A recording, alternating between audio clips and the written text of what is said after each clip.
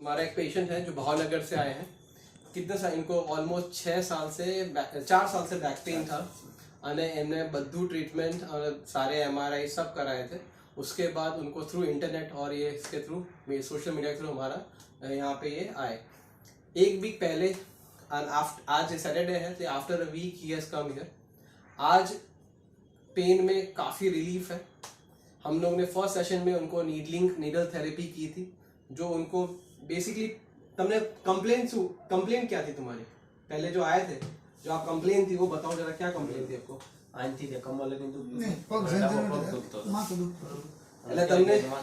તમને માથું દુખતું હતું, पर झंझनाटी रहती थी, अरे ये सारे सिम्टम्स थे।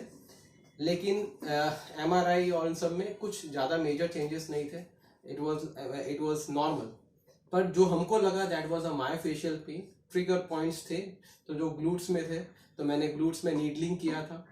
यहाँ पे ट्रैप्स में, सब ऑसिपिटल मसल्स में, वहाँ पे भी मैंने इनको नीडल किया था। Few parts of rhomboids. तो ये ट्रीटमेंट के बाद इनको आज पेन ऑलमोस्ट वो नहीं है। एक वीक के बाद ही has come here. Mid back में अभी भी थोड़ा पेन है, पर वो मिड बैक का पेन इतने सालों से है, इसलिए तो उसको थोड़ा एक्टिवेट करने में टाइम लगेगा। तो वी होप कि he is going to come every week. Bhavnagar से भी हर वीक आने वाले हैं and we'll update you his treatment. And इनके पहले ही मैंने यूट्यूब पे सारे वीडियोस डाले हुए हैं जो मैंने ट्रीटमेंट की थी, तो वो भी देख सकते हो। और फिलहाल he is absolutely fine. At least 70-80% इनके पेन कम है। जो पेन बचा है वो मिड बैक में है।